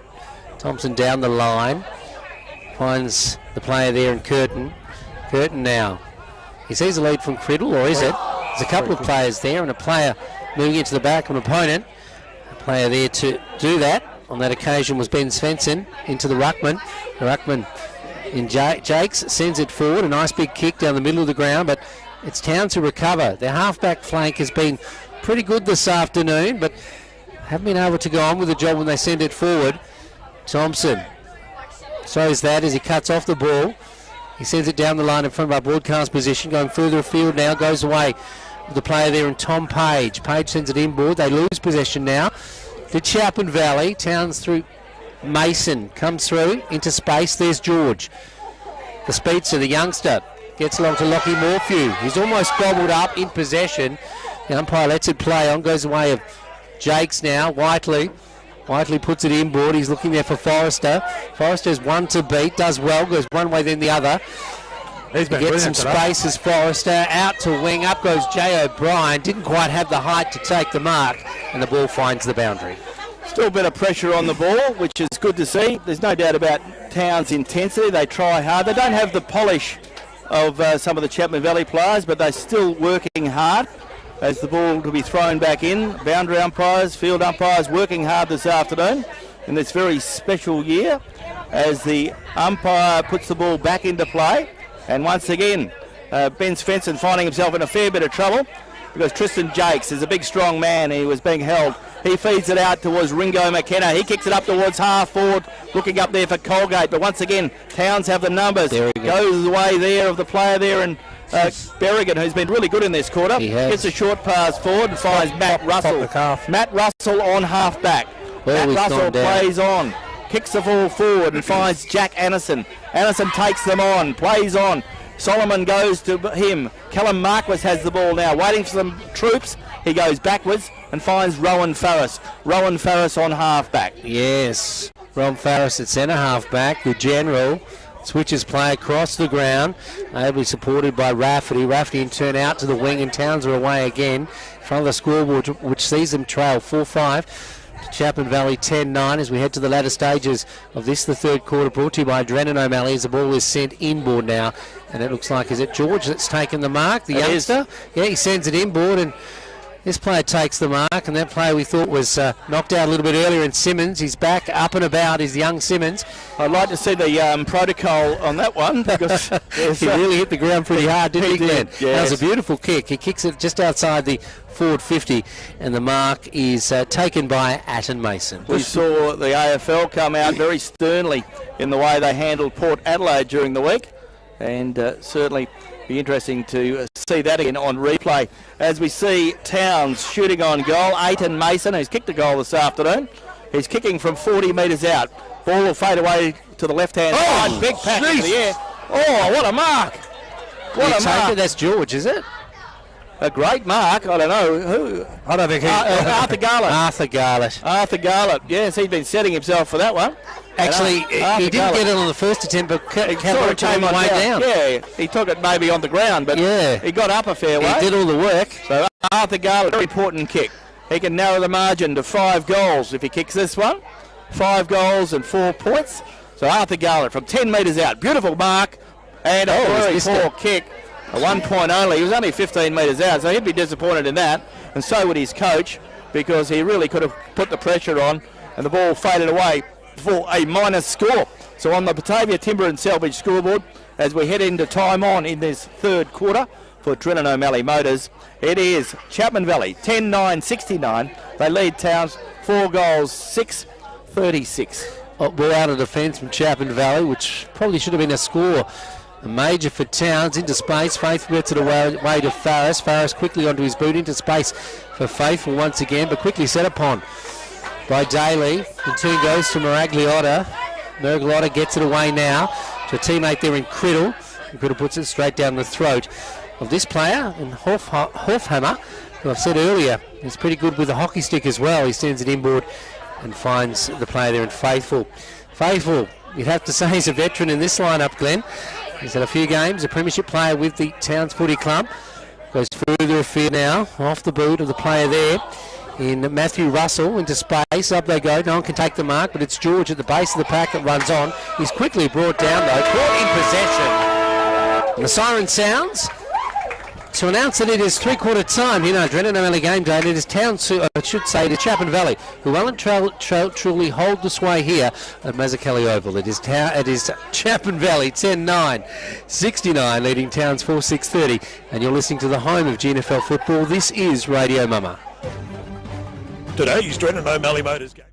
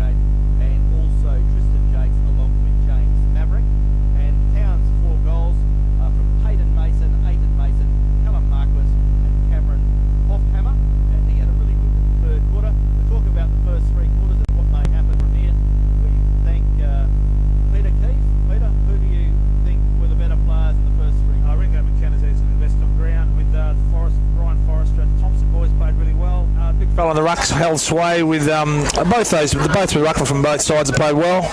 They're only 5, 6 goals up, so there's probably 3 or 4 goal breeze. So if Towns work hard, they might get closer. But I think Chapman Valley have had sway most of the day. Umpire Pratt holds the ball away, and we're underway in this final term with thanks to GT Russell Chartered Accountants, as the ball won forward there by the player there who's done pretty well in Morphew, knocks it to ground. Morphew's rucking has been good, but he hasn't been in the same class around the ground as the big fella in Tristan Jakes, who's worked really hard, and he's had a power of work to do this year for Chapman Valley, as they're pretty well their sole ruckman with a bit of support from Bailey Vlahoff, but overall he's a pretty mobile man as Towns go forward. As Peter said, Towns have breeze at their back in this quarter. Ball goes the way of Jack Anderson, who takes a good mark, floating back with the ball. Jack has kicked 1 goal this afternoon. Oh, no, he hasn't. He might kick a goal now, but he kicks a short one. Ball's cut off by Rafferty. Rafferty goes with a short pass and finds James Maverick. Maverick looking for some movement, finds Caleb Hawkins. Caleb Hawkins with the ball on centre wing. Caleb, another short pass, looks for Mick Horseman, and Mick Horseman does well. Mick Horseman has marked the player right on the mark now. Mick Horseman, who's been very good this afternoon, goes with another short pass, finds his big teammate in Tristan Jakes. Umpire said that wasn't 15 minutes, so 15 metres, so he said play on. Kicks it forward again. Towns player knocks it to ground, lets Maverick back in. Towns player slaps ball away. Ball comes back to Maverick. He feeds the kick out, looking for Colgate. Towns player running with the flight of the ball, takes a good strong mark, and that's Drew Forrester. Drew Forrester, the captain, the young captain of the Town side, gets it across now to Rowan Farris. Rowan Farris down the line, ably supported by Matt Russell. As we've said, the half-back line's been good today, but from here, things have gone a bit ski-whiff for Towns. As we see, they intercede now, or take over to Chapman Valley as it goes away of Dave Daly. He kicks into the full forward area, but there he is again. Forrester takes a timely mark. Almost curtailed in his efforts by Horseman. Kicked into the man on the mark. Horseman did well against Forrester. The two youngsters going at it. We're going toward the boundary. Sorensen moves in to also get involved, but the ball will be thrown out and in deep attack, one would think, for Chapman Valley. Rowan Farris hasn't had the dominance he's had in previous games we've seen this year, Peter, but he's still working very hard, there's no doubt about that, but he just hasn't attracted the ball as often as he usually does. Well, I guess he's had 17 possessions, which is the leading possession player for Towns, but he's also let 4 goals go through from Sorensen, so you're right. So the ball to be brought back in by the boundary umpire, right on the boundary line. We certainly probably mark Rowan pretty harsh. He's clearly I was going to say, geez, you're hard. But you're right, Glex. He usually does a lot more intercept stuff. Usually he's more dominant, he's still doing okay. I'll tell you a little bit of a secret. Back in the game against Northampton a couple of weeks ago, he did suffer a pretty severe cork injury, so he's still probably coming out of that. So the ball comes forward now, goes the way of the player there in Whiteley. He slaps the ball out, looking again for Horseman. Chapman Valley player puts a really good tackle on in Colgate. Umpire says play on's the call, and a pack around the ball. Ball comes out, goes the way of Paul Sorensen, kicks it up towards the forward pocket. Looking there for the player in Jay O'Brien, who shows good courage. Chapman Valley player is showed a lot of courage there, did O'Brien. There's a Chapman Valley player down, and that is Rory Merigalotta, is it? No, it's Colgate. Jay Colgate. That's not one person. I don't want anyone down, but he certainly looks like he might have cramp or something, Glenn. Let's hope it's only that. He has a lot of trouble with hamstrings. He does. Goes away there of O'Brien. O'Brien draws a by hand to Bailey Vlahoff, and Bailey Vlahoff goals. And Bailey Vlahoff gets a very good goal there for Chapman Valley. They get their 11th of the afternoon. Chapman Valley are 11 goals, 9-75. Towns are 4 goals, 6-30. And another goal to Chapman Valley, and Bailey Vlahoff gets his first of the afternoon. Sorry, Pete. I think, Glenn, what you said before about Rowan, and I watched Charlie Cumming get 40 possessions in Molo Watson, never got the 5 best players. No, that's right. You're so used to seeing them at a level where the ball seems to be on a string to them. And they have a slightly lesser day, and you go, oh, yes, but you know what I mean? Yeah. But usually the ball seems to be like a magnet. He seems to be doing a Jeremy McGovern on a half-back flank, and he just keeps saying, why do you keep kicking it to him? Exactly. He's the best best defender out there. Well, your mate's up, Glenn, so he's looking all right. I think good. He's going back out there anyway. He's limping a bit, but he's he'll come good. Colgate's going to come good. The ball in the middle with Christian Jakes now as the ball goes up into the air. It's held to him, the big ruckman for Chapman Valley. 75 plays 30. This quarter brought to you by GT Russell Chartered Accountants. Of course, it is tax time at the moment, and Grant will be off his feet, no doubt. The ball to the half-forward area now for Towns. Simmons tries to run onto it. The boy that's recovered from what we thought was a bit of a concussion, but he's done well as he puts it onto his boot once again. He's going to get a goal here. No, it goes over the top of a player. Quickly gets a hand to it, ensures it goes through for the minor score. Rafferty is that player. He comes looking there for Maverick, finds that player. James Maverick goes backwards, finds Rafferty again. Rafferty handballs it forward, but Towns still an opportunity now. Towns player slips the ball out. In goes the Chapman Valley player. Umpire says play on's the call. Big pack around the ball. Umpire says play on. Players giving a lot of opportunities, but eventually the ball doesn't come out. So umpire Osborne will throw the ball up. 75 plays 31 in favour of the Royals here at Mazzuchelli Oval. As Chapman Valley, the Farrell balcony is fairly rocking as they see Paul Sorensen celebrate his 200th game here this afternoon. Ball comes out, Chapman Valley player flies high, sees the ball across the boundary line. That was Mitchell Thompson. So once again the boundary umpire will throw the ball in. So Lockie Morphew doing the rucking for Towns and Tristan Jakes doing the rucking for Chapman Valley this afternoon. Still waiting on a three-quarter time score from the game being played at the recreation ground where Towns, where Railways are clearly in control. Ball comes forward, goes the way of another young player for Chapman Valley, and Caleb Hawkins finds the 200 game man and Paul Sorensen. So Paul Sorensen grabs the ball, one bounce, two bounce, then he kicks it up towards full forward. Looking up there for Jay Colgate. Ball slops to the ground, but a whistle on play, and the player was interfered with, and that was Drew Forrester, and he relieves the pressure. Drew Forrester, he is very reliable back there in defence for Towns. 22 years of him, he's doing pretty well and working on the farm at Walkaway as well, Glenn, where they should do pretty well this year, hopefully. Oh, let's hope the rain keeps coming through, but there's a bit of rain forecast for Tuesday, but it won't be as much as we had this week, so that's a bit disappointing. But this week was probably more than what they thought, probably, Glenn, was it? Oh yeah, but they need a lot more to catch up. There's a lot of catching up to do because we've had a very dry June and July. We need a really wet August. Ball comes out the centre wing, comes the way now of a Towns player. He's tackled, so Chapman Valley put good pressure on there, and the ball is held. The umpire says, give it to me, boys, I'll throw it up. The Towns and Chapman Valley players getting entwined, and the umpire says, stop mucking about and give it to me, and I'll throw the ball up. Peter and Glenn, if you're ever looking for a football club to join, there's about 20 girls behind me standing here on the balcony. If you're a young footballer from the Wheatbelt looking for a home, just clean up here at the Valley. There weren't any young footballing teams when we were playing football, Peter? No, I was related to half the people. Peter Bucket Keith just reminding you what your job is here this afternoon. The ball going forward now for Towns into the half-forward area, into space. Can they get another goal on the board? He's trying hard, is young Svensson, probably the biggest conveyance for Towns out there on the field. The ball about to be thrown in now. Just doing a free ad for the Valley Football Club, mate, to get some players. You're good like that, Pete. Coming in from the Tavern side, players setting themselves. Towns have played to a plan today, but that plan has probably played to capacity, and they just don't have the forward thrust from their half-forward area to have any impact on the game today, unlike Chapman Valley, who have winning possessions probably most areas around the ground. The ball going up now, not far from the goal for Towns, but the Chapman Valley defender who does the best, and that player is Forrester.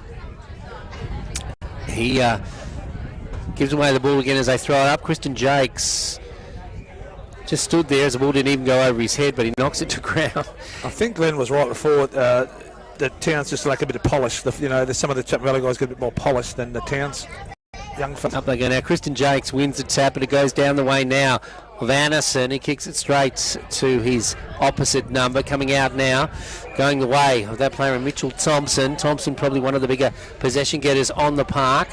Gives it away, gets it back. Is quickly set upon. A bit of a hard tackle by George. Brings him to ground. He's caught in possession, and George will be the recipient of a free kick.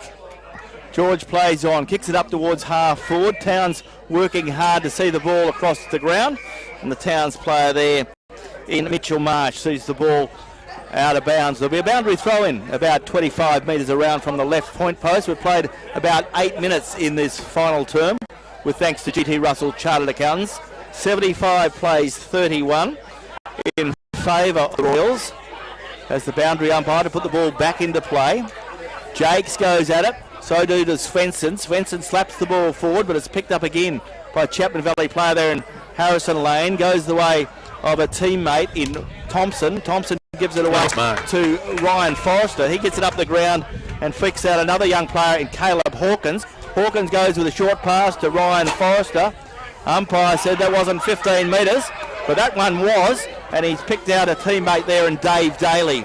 Dave Daly on half-back, goes backward, finds player there in Mitchell Thompson. Thompson kicks it up towards half-forward, looking up there for the player in Horseman, but a good mark taken by the Towns defender on this occasion. Towns off the half-back flank, their strongest line on the ground today as they send it further afield. Up into the air goes young James Simmons. Gee, he's something special, this young fella. Hails from Dongra, Nagle Catholic College boy, as he sends it into the half-forward area. The kick wasn't good. The disposal wasn't bad as it goes to ground. Picked up now by Chapman Valley. Get out of danger. There's Dave Daly again. He's dealt with a little bit high by Simmons again. He's everywhere, the youngster.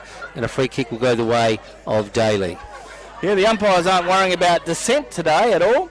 The player there had a fair few words to say. The umpire didn't raise his concerns as Chapman Valley have the ball in defence now. Goes the way of Rafferty.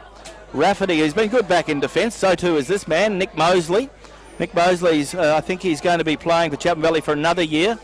He's a school teacher at Champion Bay, and I think he's put his name down to go for another year at the high school, which is good news for the high school, but it's also very good news for Chapman Valley. It is good news, Glenn, because there's not a lot of teachers around these days. Chapman Valley has the ball there with Ryan Forrester. He comes across the ground looking there for Dave Daly. Ball goes out of bounds and there'll be a bounce in. So the umpire to throw the ball back in just in front of the Town's coach's box as President Jeremy DeMello and Coach Dale Baines watch on. And they would have been reasonably happy with the effort of their side today, but the scoreboard suggests that Chapman Valley will take the 4 premiership points. When they last played, it was a 71-point margin. It won't be 71 points this margin, but it'll still be a pretty comfortable margin in favour of Chapman Valley in the middle stages of this last quarter. On the Batavia Timber and Selvage scoreboard, Chapman Valley 75, Towns 31, as Tristan Jakes picks up the ball now, feeds a handball out there looking for James Maverick. Ball couldn't come to him. Towns player throws himself on. In goes both clubs, both sides, and umpire Stephen Pratt will throw the ball up again. So on the Batavia Timber and Selvage scoreboard, Chapman Valley 11-9, 75, Towns 4-7, 31. So 20 scoring shots to 11 on Radio Mama, the home of GNFL football. Not far from our broadcast position here for Radio Mama. Sun-drenched Mazzuchelli Oval. The ball goes up. Jakes, as you said, Glenn, winning most of the ruck taps around the ground. Comes down, goes away of McKenna. McKenna sends it inboard. Back to Whiteley. McKenna getting a few possessions today into the half-forward area, looking for support down there, but Towns' defence do well through Rowan Farris. A beautiful big kick to the outer side. He finds Corlett. Corlett has space but runs back into danger. Luckily enough, the bounce is kind. The ball spills free. Corlett picks it up and sends it further afield. Running down the ground now pretty hard is Drew Forrester in the half-forward area. He sends it further afield and the ball is marked by the youngster in the half-forward area, and through comes Simmons. Gee, that was textbook stuff. He took a beautiful mark. As I said to you, Pete, this bloke is only 16 years of age. Yeah, and he's a future forward. Probably a little bit of growing to do as well. Was he at Nagle? Yeah. Yep. Dongra boy. How's he going in the classroom, Pete? Oh, he does what he has to. I won't ask you about mine. He's like you were, Peter, very compliant. I was very good at, not really sure, I was very good At behaving, you were. No, yeah, I was great. Class clown was on my report card. He could work harder if he wasn't mucking about. I was good at recess. The ball to be brought back in, so a minus score there to Towns as Chapman Valley bring it in through Jaden Thompson, who's played really well. He gives it away of Rafferty, who's been really good this afternoon. Rafferty takes them on, puts himself under pressure. He kicks it away of Matt Russell. Matt Russell kicks it back up towards full forward. Looking there for big man. And Rowan Farris has got in front, and Rowan Farris is taking a mark. Him and Forrester have moved down front, Glenn. Yeah, they're going up there. Well, the only ones that can keep running, I think. Yeah. So Rowan Farris. They probably said, let's go down there and do some work. Rowan Farris will kick a goal, and that'll be his first of the afternoon. It'll be the 5th of the afternoon for Town. So Rowan Farris, 25 metres out, kicking to the northern end, gets his first of the afternoon. And on the Batavia Timber and Selby scoreboard, Towns are 5 goals 8, which is 38. They trailed Chapman Valley 11-9-75. And you're tuned to Radio Mama, the home of GNFL football, and this final term here at Mazzuchelli Oval, with thanks to GT Russell Chartered Accountants. Glenn, tomorrow for Ends are on Sunday. We've been heading over to Vietnam because a good friend of yours and mine in Grant Woodhams, a vagabond from Gregory Street, is spending some time there with his lovely wife, and he's going to talk to us on a train ride tomorrow. Oh, very nice, yes. So I've been watching a few of those train rides that you see on SBS, I think, and they always look marvellous, those journeys, don't they? Oh, wonderful. Anywhere, they look pretty magnificent, the train rides through those scenic countries. I think it's called the Unification Railway is the train that he's going to be on. Right. So it was Vietnam. Yeah, he's in Vietnam, so catching up with him tomorrow. Very good. Very nice. It's a ball back in the middle now as we see another goal. But this time going to Towns, and they have continued to work hard today. They just don't have the cattle, 5-8, and they trail Chapman Valley 11-9. You're listening to Radio Mama, the home of GNFL football. Next week, Glenn, we're headed to another northern region or regional area in the GNFL. We're headed to Northampton. Yes, it'll be a 4 o'clock start for us next Saturday because Northampton will be hosting Railways. So it'll be a very, very important game for both clubs as they prepare for the finals. We know Brigades are there and they're sitting on top of the premiership table, and people are saying they are the side to beat. But there is an opportunity, of course, to see who will be the next best side. So Northampton and Railways will do battle, and of course Rovers are in the mix as well, and we'll get a little bit of an insight today because that Rovers Northampton game is underway, 22 minutes into that first quarter at Percher International Oval, and as soon as we get a score we'll bring it to you this afternoon. Ball coming in now, and it is Chapman Valley do the better through Jakes, winning most of the rocking around the ground today as he brings his much smaller opponent in DeLacy to the ground. Big unit, isn't he, Pete? He is a big unit indeed, and his tats make him look even bigger. Up they go now, players setting themselves. He knocks it to ground. Coming out of the pack is the player there in Marquis into space, but it is Forrester. We've had a few kicks today, Glenn. Takes a nice mark right in front of us. He works really hard, doesn't he, Ryan Forrester? He's a very, very soft conveyance. Very, very strong player. Kicks it forward now, looking there for Ewan Whiteley. Whiteley goes by hand, finds Mitchell Thompson. Thompson gets a short pass, looking there for Harrison Criddle. But Towns have an opportunity, goes the way of the player there in Callum Marquis. He gets the ball forward. Marquis gets the kick up towards centre wing, goes the way of Lockie Morphew. He feeds it out towards Matty Russell. Matty Russell kicks it up towards half forward, looking up there for Townsend Simmons. Comes out the back, goes the way of Nicholas Mosley. He goes the way of David Daly. Daly kicks it toward Tristan Jakes. He's got 3 to beat. Almost a good mark to Lockie Morphew. Ball comes to the front, goes the way of Mitchell Thompson. In goes Harris and Lane. Puts a good tackle on the Towns player. And time ticking by in this term. We've played 16 minutes in this final term, with thanks to GT Russell Chartered Accountant and the umpire to throw the ball up.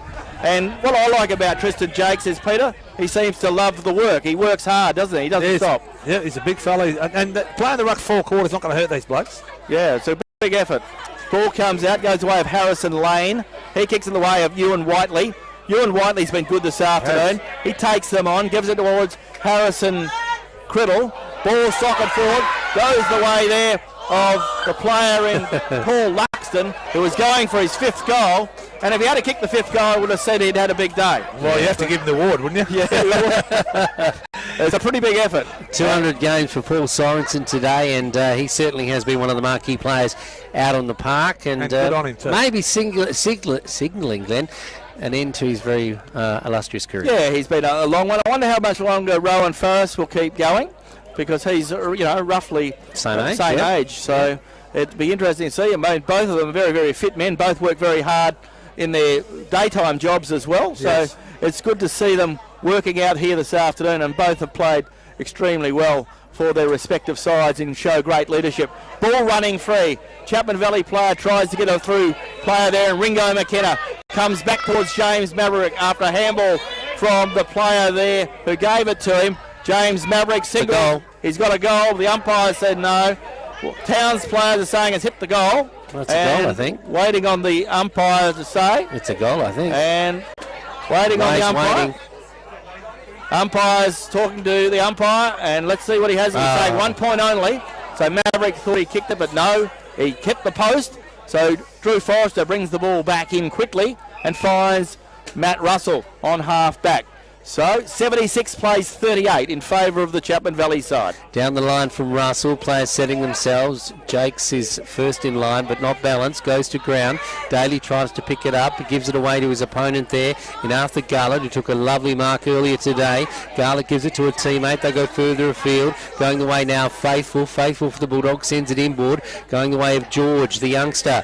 He goes one way to the other, cleverly knocks it forward. He sees Faithful again. The eyes lower for Faithful as he shoots on goal, and Faithful has kicked a major for Towns. So Towns have kicked the last couple and made the scoreboard look a lot more attractive, but William Faithful gets his first of the afternoon, and Towns have continued to work very, very hard in this last quarter. And on the Batavia Timber and Salvage scoreboard, Towns are now 6 goals 8. They trail Chapman Valley 11 goals 10, so 14 scoring shots to 21 scoring shots on the Batavia Timber and Salvage scoreboard. You're listening to Radio Mumba, the home of GNFL football. Peter Forenza, Glenn Barndon and Peter Bucket Keefe for special comments on our broadcast in season 2023. And we've enjoyed having Pete along, and hopefully he'll be joining us for our finals campaign, which it's just around the corner because only one round of home and away fixtures to go, Glenn. Yes, and next weekend's round, as we mentioned, will be at the Northampton Railways game at Percher International Oval, which will be a 4 o'clock start. But the other games next Saturday for Skeeters, Brigades hosting Chapman Valley at GBSC Sports Park. So Brigades will be able to rest a few players and get them prepared for the finals. For Chapman Valley, it'll be their last workout of the year. And for Towns, they host Rovers at WA Country Builders Stadium, and it'll be Towns' last workout of the year as Rovers prepare themselves for another finals campaign. Yes, and the finals are on in earnest. Looking forward to them for season 2023. As I mentioned, the JJ Clune medal invites are out. It's not too far away to be held at the Gerald Hotel in season 2023. Late August, the ball coming out for Chapman Valley now, goes away of Whiteley. Gee, that was a nice mark, a courageous mark too on the run. Good, this young fella. Yeah, Ewan Whiteley. He's and Pete, you would know his mother's a Vandercool. Oh, okay, yes, yep. Yeah, so there you go, playing inside board, goes away of Criddle now, into the half-forward area, over the back, no, can Towns hold sway.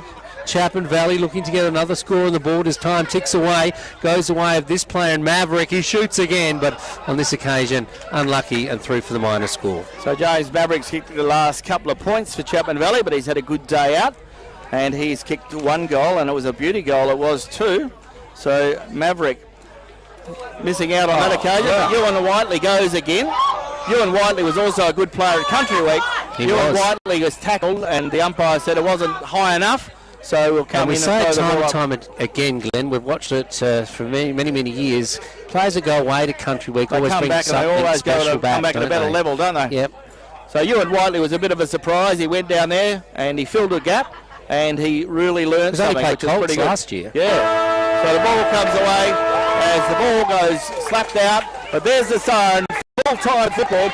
Round 13 of the GNFL Premiership season, and Chapman Valley have got the Premiership points and the win for a very special day because it is Paul Sorensen's 200th game. Paul Sorensen kicked 4 goals, but Chapman Valley 11-11-77 have defeated Towns 6-8-44, and you're tuned to Radio Mumma, the home of GNFL football.